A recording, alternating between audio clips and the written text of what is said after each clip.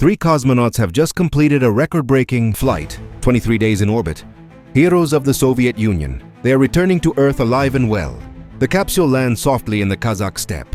Rescuers run to the spacecraft, open the hatch, and find three lifeless bodies inside. No wounds, no blood, yet all three are dead. What could have killed them in seconds inside a sealed cabin when salvation was moments away? This is the only death in history directly in space. And questions remain to this day. Was it an accident? Or could it have been prevented? This is the story of the crew of the Soyuz 11 spacecraft. Georgy Dobrovolsky, Vladislav Volkov, and Viktor Patsayev. In June 1971, they became the first people to live and work aboard the Salyut-1 orbital station, the prototype of today's ISS. 23 days in space, an absolute record for that time. They conducted scientific experiments, observed Earth, and repaired equipment. Everything was going perfectly. The crew felt great and sent cheerful reports back to Earth. The Soviet Union was preparing for a triumph.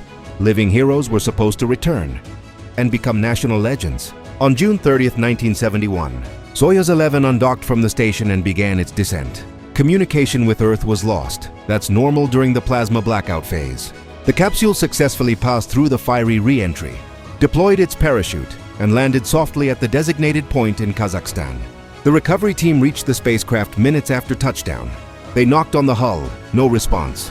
When they opened the hatch, inside sat three cosmonauts in their seats, strapped in their spacesuits, but already dead. No signs of struggle, no damage. The official version came quickly. Accidental cabin depressurization. But was it really?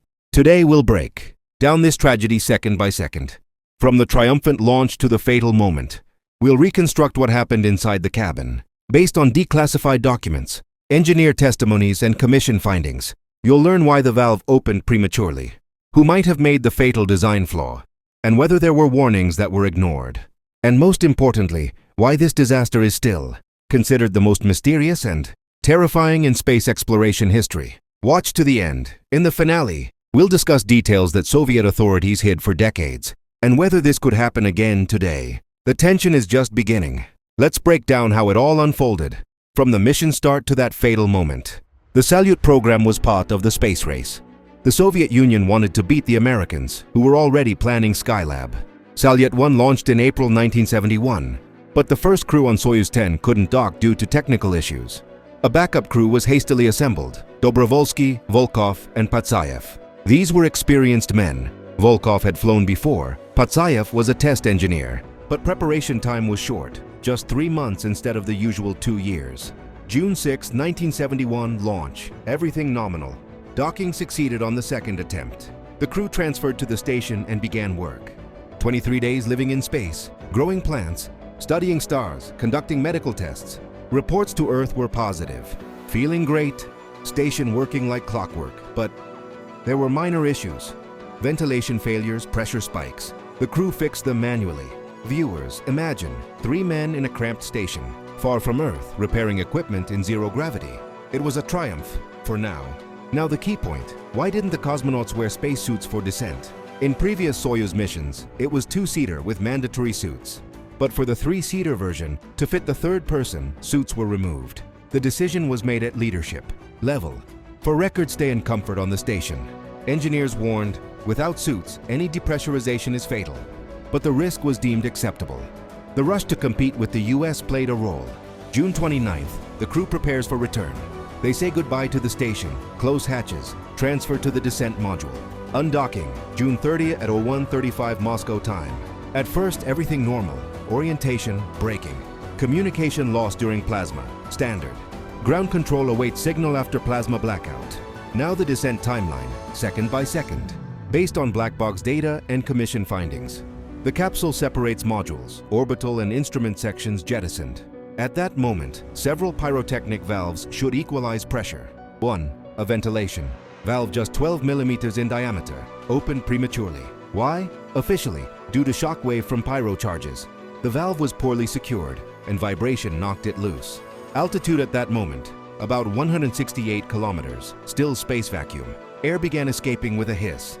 The crew heard it immediately. They had roughly 30-40 seconds before losing consciousness. They tried to find the leak. Volkov reached for the valve. But in zero gravity and panic, it was nearly impossible. Pressure dropped catastrophically, from normal to zero in 11 minutes. But critical threshold, first seconds, blood boiled, lungs ruptured from expanding gas. Not a Hollywood explosion, quiet, agonizing death from suffocation and decompression. On Earth, no one suspected. Parachute deployed automatically, landing, soft. Only when rescuers opened the hatch, bodies showed blue spots from burst vessels, hemorrhages in eyes and ears. But outwardly, as if asleep. The commission worked in secrecy. It turned out the valve was poorly tested, design raw. Similar incidents on ground but ignored. Another oddity, why no manual backup closure? Engineers proposed but cut for weight savings. After the disaster, all subsequent missions mandated suits for descent, to this day. But questions remain. Pure accident, or did Russian bureaucracy kill the crew? And now imagine, what if they had worn suits? Would they live today as heroes? And now we get to the part that makes this story truly unbearable. The crew was already dying. But stop for a second and think. They were dying in total silence of space. Knowing safety was just minutes away, a tiny valve popped open, and that was it. Air gone in seconds. No explosion, no fire, just nothingness.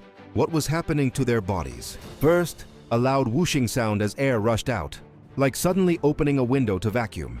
Then pressure crashed, ringing in ears, burning in lungs. Gases in blood started bubbling and boiling. It's called embolism.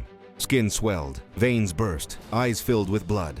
They tried to breathe, but there was nothing left. Volkov reached for the valve. His hand froze halfway. Dobrovolsky and Patsayev fought too, but strength faded fast. In 30-40 seconds, unconscious. No screams, no final words. Just 3 men slowly fading in their seats while the capsule kept falling toward Earth. Meanwhile, on the ground, everyone was celebrating. Radio operators waited for the signal. Rescue teams prepared flowers and champagne. Parachute opened. Success. Helicopters raced to the landing site. They knocked on the hull. Silence. Opened the hatch and saw the heroes dead. Faces covered in hemorrhages. Bodies blue from burst vessels. A doctor on the team later said, they looked like they just fell asleep. But it was the most horrifying death imaginable. This wasn't just a tech glitch. It was the cost of rushing. They could have made the valve stronger. Kept the spacesuits. 3 lives. For a record. For the race. And the scariest part, they were one step from home. After this tragedy, space exploration changed forever. Since then, crews on all Soyuz. Flights wear spacesuits. For descent, a rule that saved. Lives in other emergencies. Valves were redesigned, tests got stricter. The Soviet Union officially admitted a design flaw, but many details stayed classified for decades. Only in the 90s did full reports come out. Even then, some engineers whispered, it wasn't just bad luck, it was the price of the race, when records mattered more than safety. Today, as SpaceX, NASA, and others push to Mars and the Moon, the risks are still there. New ships, new stations, but human factors, rushing, cutting weight can still cost lives. We've gotten more careful, or do we just think we have? Now a question for you, viewers, what do you think?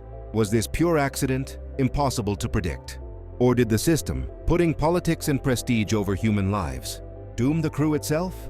And second, could Dobrovolsky, Volkov, and Patsayev be alive today if things were done just a little differently? Thanks for watching this story to the end, one of the most tragic in space. If it hit you, like, comment your thoughts, subscribe, so you don't miss the next reconstructions of terrifying space incidents. We'll be back with more who risked everything for the stars. See you soon.